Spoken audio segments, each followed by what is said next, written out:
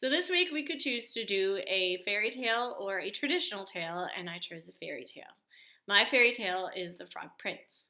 Once upon a time, there was a princess who lived in a shining castle, and she was not just an ordinary princess, she was a beautiful princess. She was also very special because she had a golden ball that she would play with every day, and she would toss it up and down in her hands.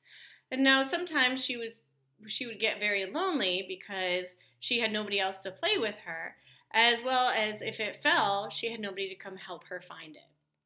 So one day she was going through her gardens, tossing her ball up and down into her hands, and each time it would land perfectly.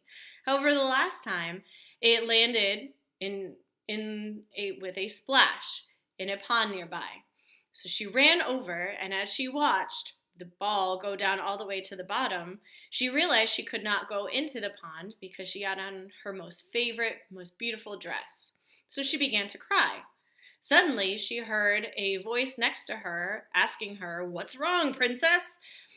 And so she looked up to see a little frog sitting on a lily pad. She told him all about what had happened, about how her ball had fallen to the bottom.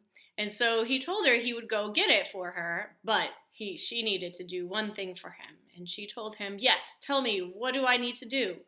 So he told her that he was looking for a companion, a friend to go eat dinner with, to go play with, and to have a kiss goodnight. And so she promised to do all those things if only he would get her ball for her.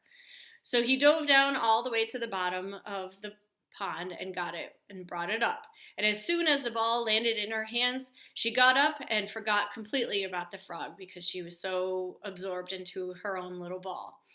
So later on that night, as they were sitting down to dinner, there was a knock at the door. And so the princess realized what had happened, that she had forgotten all about her promise to the frog. So she ran to the door and opened it and looked down and saw that the frog was there. And he asked her, "Hey, what's going on? Don't you remember me?" And so she slammed the door in his face and ran back to the dinner table. The king asked what was going on, and she told him, "Oh, there's nobody there. It's okay."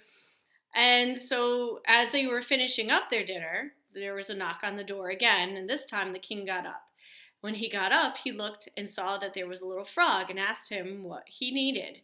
So the frog told him about the promise the princess had made to him if he would go get her ball. And so the king was so furious that he took the frog and marched him into the castle and told his daughter that she needed to fulfill all the promises that she had made to the frog. So she took the frog and brought him up to her room, and as they were getting ready for bed during that night, she gave him a kiss, good night. And suddenly there was smoke and flashes of light, and suddenly instead of a frog, there was a prince. And the prince thanked her profusely, telling her that he had been bewitched by an evil witch to be a frog until a beautiful princess came and kissed him and made him into a human again. And so both of them lived happily ever after because he was now a prince and she had somebody to play with. The end.